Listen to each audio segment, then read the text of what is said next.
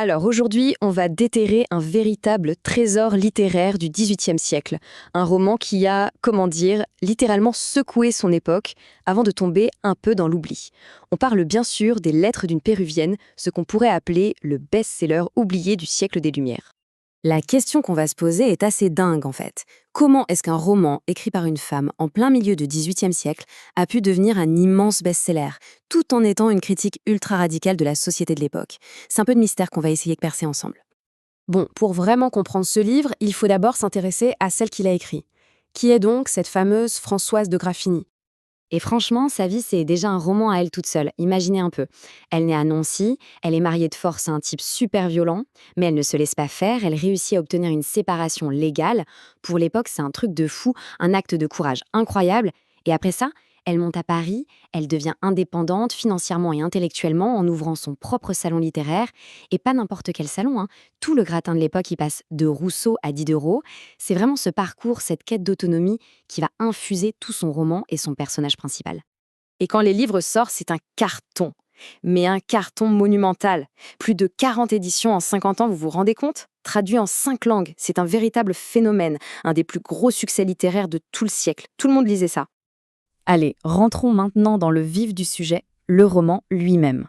On va suivre le parcours de l'héroïne, Zilia. Et quel parcours! Un voyage qui va l'emmener de son Pérou natal jusqu'en plein cœur de Paris. Alors, accrochez-vous bien parce que ça commence très fort. Le roman s'ouvre sur une scène d'une violence assez dingue. Zilia, c'est une jeune princesse inca, et paf, elle est kidnappée, arrachée à son temple, le Temple du Soleil, par des conquistadors espagnols.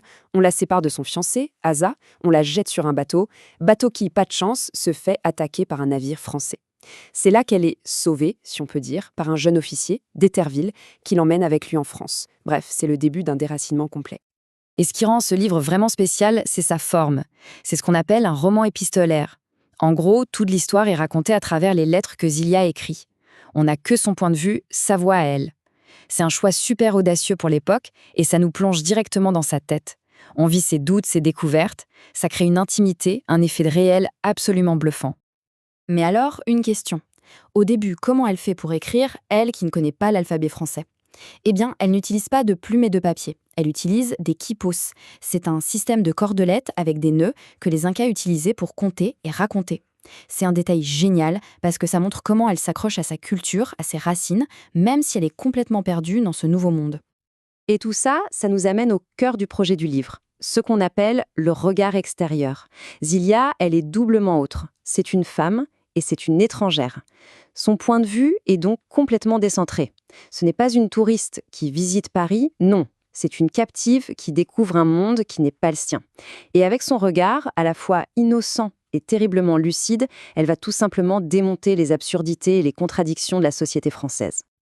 Là où Graffigny est vraiment, vraiment forte, c'est qu'elle n'a pas juste copié ce qui se faisait à l'époque. Non, elle a inventé quelque chose de complètement nouveau. Comment? En mélangeant deux genres littéraires très populaires, mais a priori totalement opposés. Alors, d'un côté, on a l'influence des lettres persanes de Montesquieu. Ça, c'est pour le côté critique social, la satire des mœurs, le regard philosophique un peu froid et analytique. Et de l'autre, on a la tradition des lettres portugaises, qui est un pur roman d'amour, tout en passion, en plainte amoureuse, en émotion à fleur de peau. Et le coup de génie de Graffigny, c'est de réussir à faire un cocktail avec ces deux ingrédients que tout semblait opposer. D'ailleurs, il y a un critique, Nicolas Fréry, qui a trouvé la formule parfaite pour résumer ça. Pour lui, Zilia est une Péruvienne à la fois amante et philosophe. C'est exactement ça. Elle a un cœur qui bat la chamade, mais elle a aussi un cerveau qui analyse tout avec une lucidité incroyable. C'est ce mélange qui la rend si complexe, si moderne et si forte. Et cette lucidité, ce regard affûté, elle va l'utiliser pour observer quoi? Eh bien, le sujet le plus explosif de son temps, la place des femmes dans la société. Et là, le roman bascule et devient, on peut le dire, une véritable bombe féministe. Ce qui choque Zilia en arrivant en France, c'est cette société où tout n'est que faux semblant.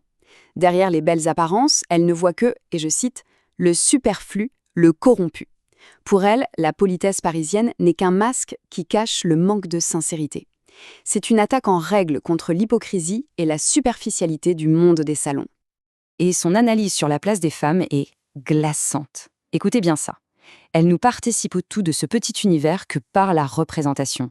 C'est une figure d'ornement pour amuser les curieux. C'est incroyable de lucidité. En une phrase, elle décrit ce qu'on appellera bien plus tard l'objectification, le fait de réduire la femme à un simple objet décoratif. Tout le livre, c'est le récit de sa prise de conscience. Elle voit bien que l'éducation des femmes est conçue pour les garder dans l'ignorance. Et tout ça mène à une fin qui, pour l'époque, est absolument révolutionnaire. D'Eterville, le Français qui l'a recueillie et qui l'aime sincèrement, finit par la demander en mariage. La fin logique, attendue? Eh bien non.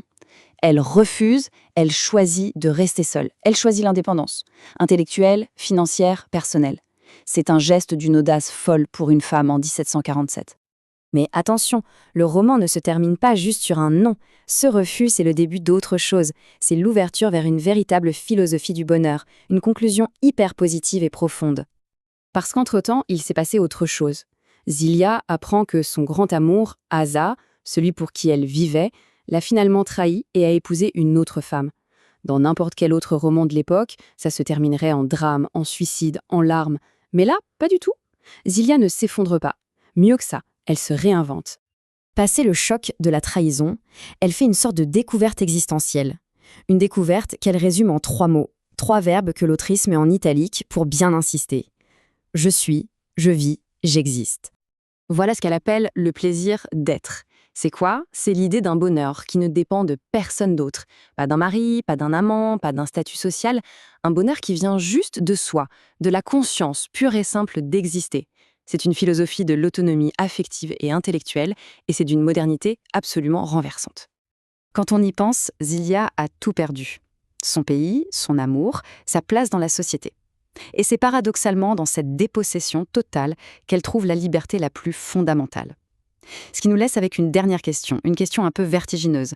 Et si, au fond, la plus grande des libertés, ce n'était pas ce qu'on a ou qui on aime, mais tout simplement ce fameux plaisir d'être? C'est la question incroyable que nous pose, encore aujourd'hui, ce chef-d'œuvre trop souvent oublié.